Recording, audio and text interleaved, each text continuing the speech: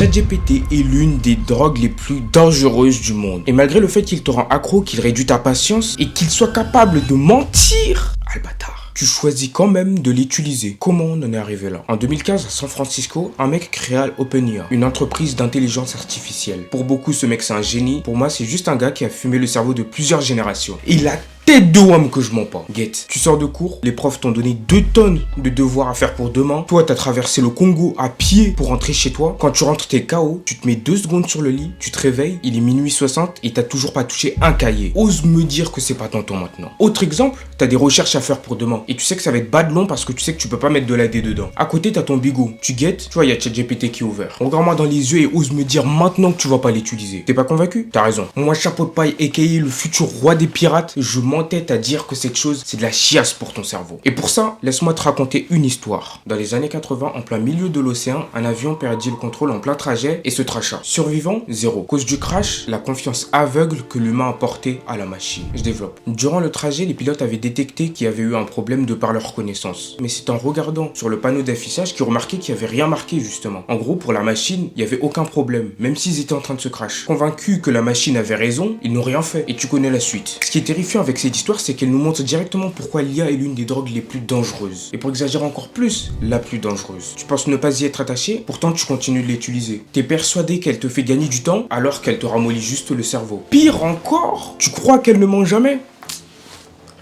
Ah là là. Pourtant, les pilotes en ont payé le prix. Que tu le veuilles ou non, on utilise tous l'IA, ce qui en soi n'est pas très grave. J'irais même jusqu'à dire que ça pose aucun problème, à une exception près. Laquelle? Personne n'utilise l'IA de la bonne façon. Ce qui a tué les pilotes, c'est pas leur confiance, non.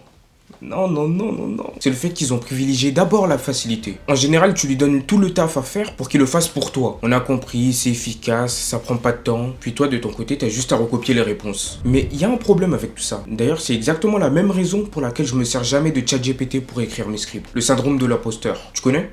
Bon, en 2013, un mec perça accidentellement sur YouTube grâce à sa vidéo. Dedans, il a annoncé quelque chose qui n'avait encore jamais été fait. C'est un gueudin. Tu t'en doutes, les abonnés ont commencé à monter, mais il n'était pas rassuré du résultat. Pire même, il était convaincu d'avoir percé par chance. Pourtant, la vidéo, c'est lui qui l'a fait, avec son travail et sa créativité. Mais toi, quand tu travailles avec ChatGPT, elle est où ta créativité dans tout ça? Parce que oui, au final, t'as un rendu parfait, sans aucune faute, à portée de main. Mais au fond, c'est pas vraiment ta création. Pire encore, il n'y a pas de mérite. Si je prends mon exemple sur YouTube, en ce moment, je vois de plus en plus des accompagnements qui permettent de grimper rapidement sur YouTube et gagner en abonnés. Mais moi, de mon côté, si je le prends vraiment, est-ce qu'à côté, je pourrais être fier de mon parcours? Parce que YouTube, c'est aussi une grande aventure. C'est des échecs, de la remise en question, et ensuite tu recommences. Toutes ces galères pour écrire un bon texte de 10 minutes et pas de 3 minutes pour te captiver toi. Au final, elles me sont bénéfiques à moi, parce que c'est ce qui me permet d'apprendre. Et je tiens à dire, j'ai pas pris d'accompagnement ou de je sais pas quoi. Là, je me débrouille tout seul. Et je trouve que c'est aussi une bonne chose, parce que c'est en répétant que je finis par construire ma patte au final. T'as capté ou pas? La majorité des gens, ils vont dire de voir l'IA comme un outil. Moi, je te dirais plutôt de la voir comme un partenaire. Pose-lui des questions, réfléchis par toi-même et entraîne-toi avec elle. Parce que le jour où il disparaîtra et que tu auras passé tout ton temps à compter sur lui, tu commenceras à te gratter les veines comme un drogué, car tu te rendras compte qu'il aura tué ta créativité. Si tu penses que ChatGPT c'est ton allié, tu te trompes. Si tu penses que c'est ton ennemi, tu te trompes aussi. En fait, tout dépend de comment tu vas l'utiliser. Avec cette simple phrase, j'espère que j'ai réussi à sommer le doute dans votre cerveau. Et si c'est pas le cas, bah on va te faire le roi des pirates, ce sera moi.